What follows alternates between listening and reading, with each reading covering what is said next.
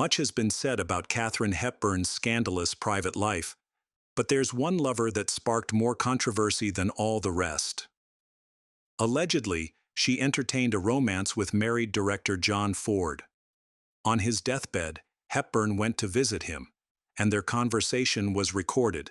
Left alone and assuming that the tape had stopped rolling, Hepburn and Ford continued to talk and unwittingly revealed a heartbreaking glimpse into their darker history.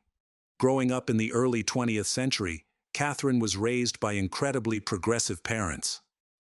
Her mother was a member of the Connecticut Women's Suffrage Association and would take young Katharine to demonstrations. Her parents were considered scandalous by some, but that was only the tip of the iceberg. Growing up, Katharine despised being a girl.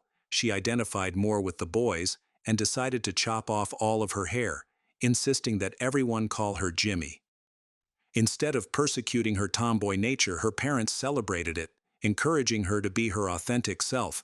Because of their unconditional support, she blossomed into a woman destined for greatness. Katharine became a talented golfer, but even more importantly, she began digging into her love of movies. She had a healthy and charming childhood, but little did she know her life was about to take an unbelievably dark turn. When she was 13, Katharine and her older brother Tom went on a trip to New York during Easter break to stay with their aunt. The siblings seemed to be the very picture of happiness, but the morning after an outing to the theater, Katharine discovered something so disturbing it would haunt her for the rest of her life. She found her beloved 15-year-old brother dead, seemingly having taken his own life. Katharine was inconsolable, but her family's reaction to the incident was chilling. Denial crept through Katharine's grieving family like a disease.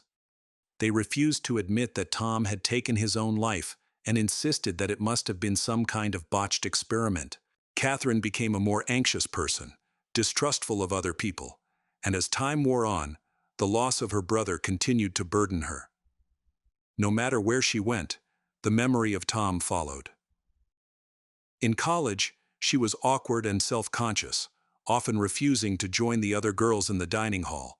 However, her struggle to fit in did not last forever. After all, Hepburn was a born rebel. College opened up, she risked taking sensibilities, and in one of her more wild moments, she even stripped off her clothes and bathed in the Closter Pond. She was even suspended for smoking in her dorm. In her second year, she joined the drama group and ended up playing the lead in one of the plays, which required her to dress up like a man. That was a look she often donned off stage as well. She sparked up a romance with Ludlow Ogden Smith, a socialite businessman and her future husband. But like many cases of young love, Hepburn and Smith came together at the wrong time, and in the end, fate dealt them a brutal hand. After getting a taste of theater in college, Katharine Hepburn knew in her heart that this was her dream. But her father wasn't convinced. Being an actress often went hand in hand with poverty, and he couldn't envision her being a success. Determined to prove her father wrong. However, achieving success was not going to be easy. Believe it or not, Katharine Hepburn wasn't one of those actresses who made a sudden leap to fame. She started in theater, and at first, she stumbled in the most humiliating ways possible. There were criticisms about her piercing voice, and then, after only a month into her theater career as an understudy, she was suddenly called on to fill in for the lead role on opening night. She completely dropped the ball. She was late, messed up her lines, and even physically tripped over herself. After being fired, she consoled herself by getting married, but after only a few weeks of playing the wife, she was dying to run off and get back to her career. Throughout their 6 years of marriage, Hepburn took advantage of her husband's deep affection for her. Smith was a devoted husband, providing emotional and financial support, but Hepburn never fully returned his love. Her true passion lay in the theater, and despite her efforts, she struggled to keep a job, often being dismissed by theater companies. In 1931, she confronted playwright Philip Barry about why he didn't cast her in his play, and his brutally honest response deeply hurt her. However, Hepburn was resilient. Although the rejection was difficult, she continued to persevere. Fortunately, just as Hepburn was facing challenges, she secured a life-changing role. In 1932, she achieved her breakthrough in The Warrior's Husband, a Broadway production that finally garnered her the positive reviews she had long sought. Like a classic Hollywood story, a talent scout in the audience was captivated by her performance, leading to a screen test at RKO Studios. Despite being an unknown actress, Hepburn boldly demanded a salary of $1,500 a week for her role in A Bill of Divorcement, a risky move for the studio, but one they would not regret.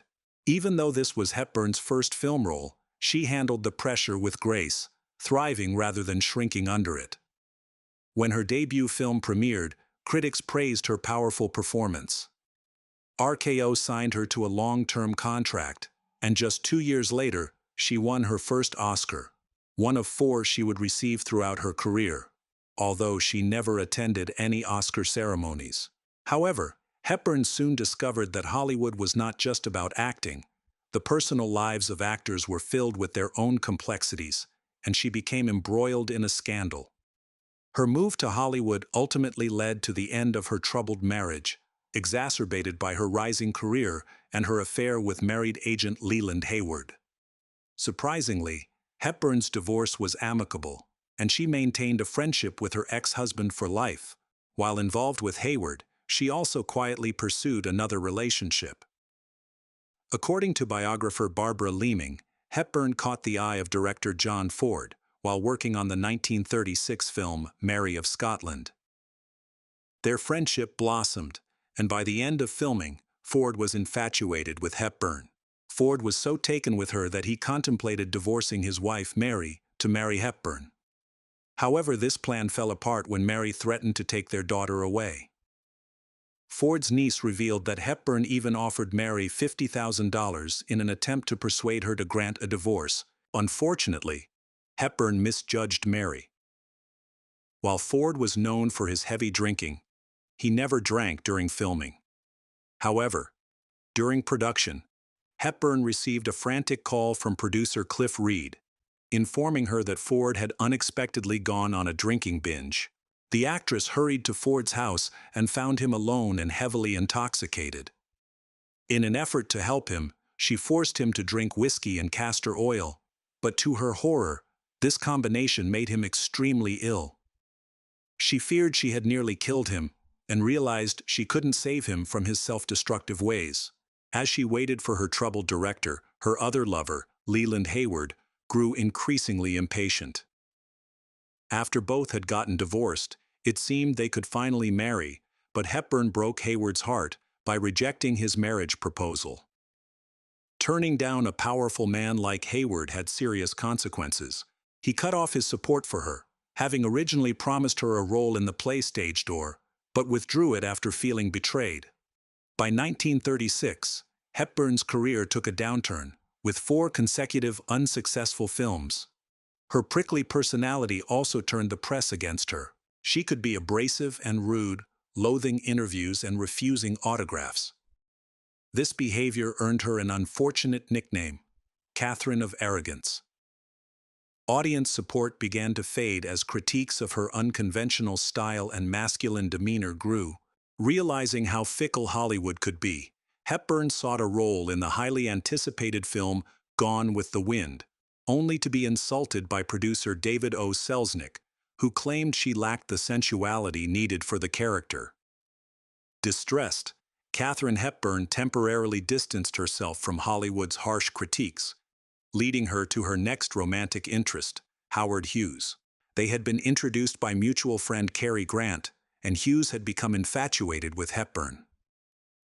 During a 2-week run of Jane Eyre in Boston, Hughes took her on several dates, and they made an interesting couple, a millionaire aviator and a glamorous actress.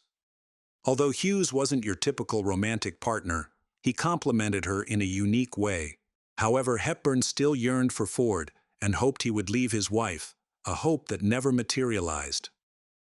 By May 1937, growing tired of waiting, she made a bold decision to move in with Hughes. Their life together was filled with luxury, including yachts and airplanes, riding high on Hughes's recent record for circling the globe. Yet, no amount of wealth could guarantee them true love. After his accomplishment, Hughes surprised Hepburn by proposing during a trip to visit her family in Fenwick. But Katharine Hepburn was not ready to give up her independence so easily. And she had one final test for him. Family meant everything to Hepburn, so before she could consider marrying Hughes, she wanted to see if he could appreciate what she valued, her family and her hometown. Upon arriving in Fenwick, it became evident that Hughes despised the visit. More troubling was his behavior. He seemed uninterested in her family and came across as arrogant and rude. This solidified her decision. Hughes returned to the West Coast alone.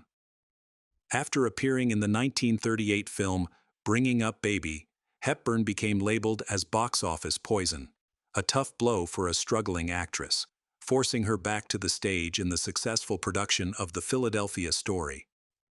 Thanks to her generous ex-boyfriend, she had the film rights tucked away. Thanks to her outstanding performances, Hollywood was eager to adapt The Philadelphia Story into a film. This time, Katharine Hepburn took control of the project. She sold the rights to MGM, the top studio in the industry, but that was just the beginning. Hepburn had a clear set of demands. She was determined to reclaim her status as a leading actress. She ensured that she would star in the film, alongside two legendary actors, Cary Grant and James Stewart. The movie was designed to revitalize her image and win back the audience's affection. It was a clever strategy, and only a sharp-minded actress like Hepburn could orchestrate such a remarkable comeback. When the film premiered, her hard work paid off. The Philadelphia Story was a huge success, and her career was back on track, but she wasn't finished proving her worth. Hepburn was a bold and assertive woman, and her next project was a romantic comedy titled Woman of the Year. Once again, she took charge, gaining more power in the process. She chose George Stevens as her director and Spencer Tracy as her leading man. Little did she know that meeting Tracy would change her life. Many consider Spencer Tracy to be the love of Hepburn's life, and Woman of the Year marked the start of their passionate but complicated romance. Hepburn was instantly attracted to Tracy, but initially, he wasn't as taken with her. Their on-screen chemistry captivated audiences, leading studios to cast them together repeatedly, but the reality of their relationship was much more complex.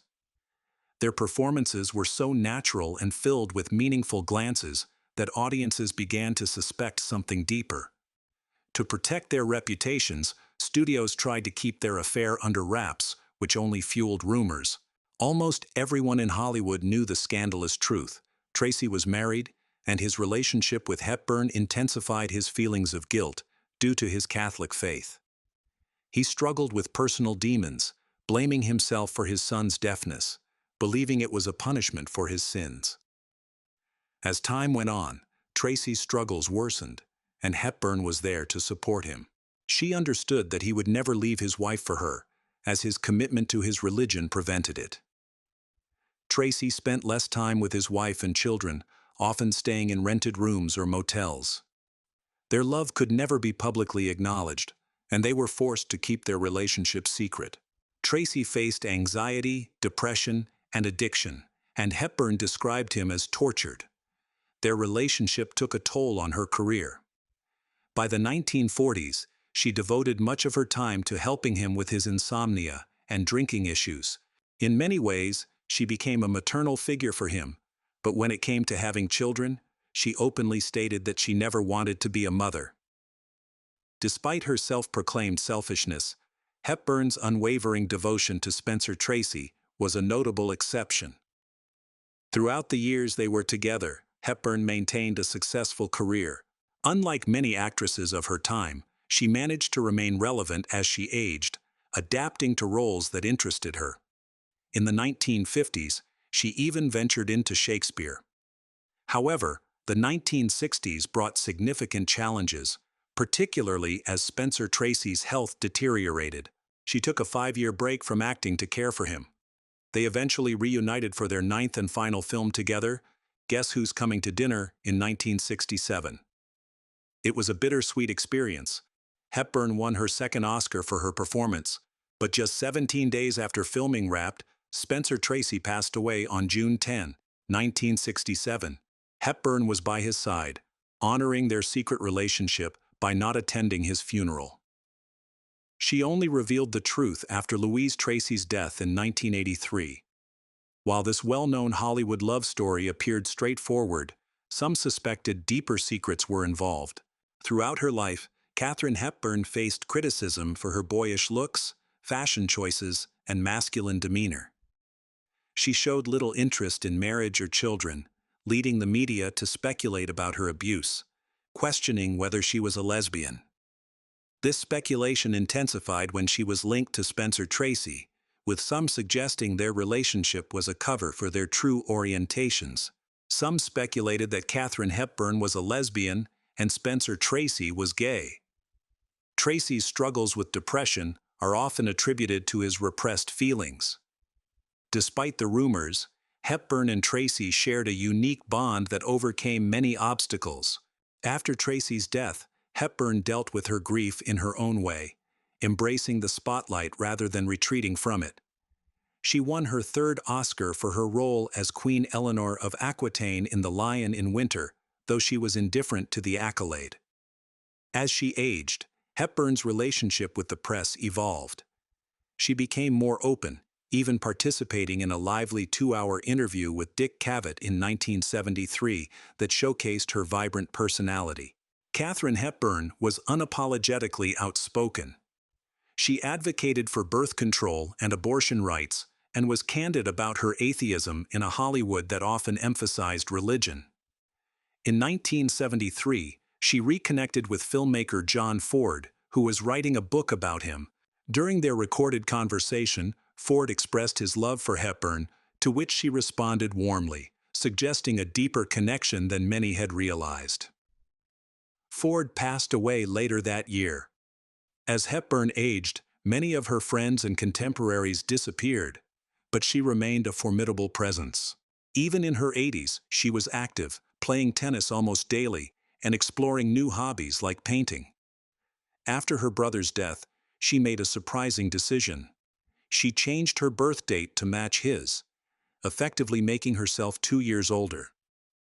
This secret remained until she revealed her true birthday in her autobiography. In the spring of 1993, Hepburn's health began to decline after she was hospitalized for exhaustion.